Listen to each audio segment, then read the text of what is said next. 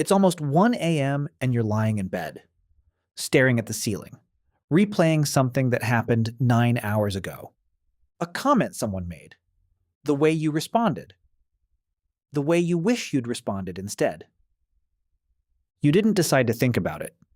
It just arrived, uninvited, the way these things always do, and now you're rewriting your side of the conversation for the fourth time tonight, giving yourself better lines, a steadier voice, the version of you that wasn't caught off guard. Here's what's strange. The conversation is over. It ended hours ago. Nothing about it can change.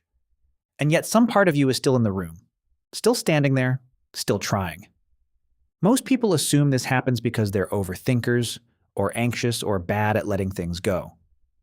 But that explanation doesn't hold up because the same thing happens to people who seem perfectly calm about everything else in their lives. It isn't a personality trait, it's something more universal than that. It happens to the confident coworker who seems unbothered by anything. It happens to the friend who always appears to have the right words. You just never see it because it happens quietly, usually at night, usually alone, in the one place no one else is watching. So what is actually happening when your mind won't let a conversation end? There's a concept from a Soviet psychologist named Bluma Zygarnik, who noticed something odd while watching waiters at a restaurant. They could recall an unpaid order in exact detail, every item, every modification. The moment the bill was paid, the memory dissolved almost instantly. Her conclusion was that the mind treats unfinished tasks differently than finished ones. An open loop stays active in memory, almost like a tab your brain refuses to close, while a resolved one gets filed away and forgotten. It wasn't really about waiters or orders or restaurants at all. It was about a much broader pattern, one that shows up anywhere something feels incomplete. And few things feel more incomplete than a conversation that left you feeling something you didn't get to resolve. Conversations work the same way, except the thing left unfinished usually isn't information. It's a feeling. Think about the exchanges you actually replay. It's rarely the ones that ended cleanly, the ones where you said what you meant and it landed the way you intended. It's the ones that left something unresolved. The joke that fell flat. The moment you froze. The argument that ended before you'd said the thing you actually needed to say.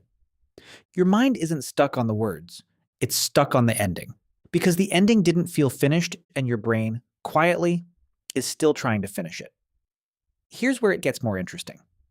Researchers who study rumination have found that replaying a moment doesn't usually help people process it. It tends to do the opposite. Each replay reactivates the same emotional response. The same small spike of embarrassment or hurt without adding any new understanding. You're not solving anything. You're just re-experiencing the wound slightly differently lit each time. So if it doesn't help, why does the mind keep doing it? There's a related idea called counterfactual thinking, which is the mind's habit of generating alternate versions of events that didn't happen. What if I'd said this instead? What if I'd stayed calm? What if I'd left 5 minutes earlier and missed the whole thing? Counterfactual thinking exists for a reason.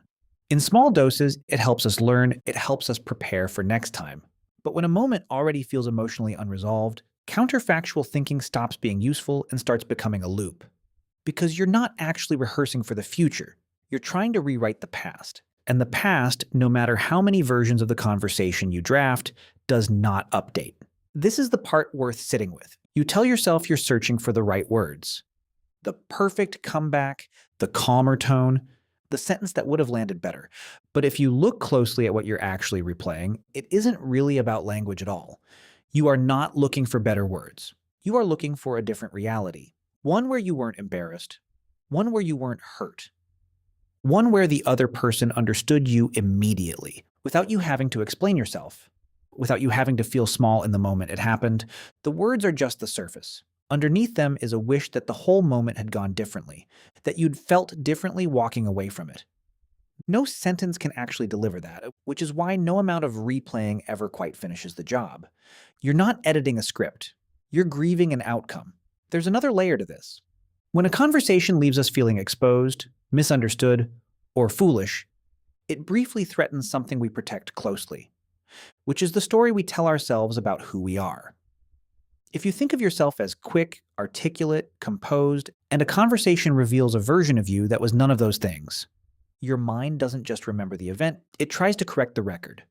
Replaying the moment with better answers is a way of restoring the version of yourself you'd rather believe in. That's not vanity, that's maintenance. Everyone does it. It's simply easier to notice in yourself at 1 a.m. than in anyone else at any hour. And there's a reason it always seems to strike hardest at night. During the day, your attention is scattered across a dozen demands, which leaves little room for an old conversation to resurface. But at night, when the noise quiets down, the mind finally has the space to return to whatever it never got to finish. It isn't a coincidence that these replays arrive right before sleep. It's simply the first moment all day when nothing else was competing for the same attention. So if replaying doesn't resolve anything, what does? Emotional processing research points to something quieter than a perfect comeback. What actually closes the loop isn't a better sentence. It's acknowledging the feeling the moment left behind directly, instead of trying to argue your way out of having felt it. If the moment left you embarrassed, the loop doesn't close by proving to yourself over and over that you weren't actually embarrassed. It closes when you let yourself simply have been embarrassed without needing to rewrite it into something more flattering. This sounds smaller than what the mind wants. The mind wants a rewrite. It wants vindication, a version where you come out ahead. But the feeling underneath was never really asking to be outsmarted. It was asking to be allowed to exist for a moment and then let go. Most of the conversations you replay were never really about winning them. They were about a feeling that didn't get to finish happening in real time, so it kept happening later, in fragments, at 1 a.m. uninvited. The next time you catch yourself, mid-replay, giving your past self a better line, it might help to ask a different question than, what should I have said?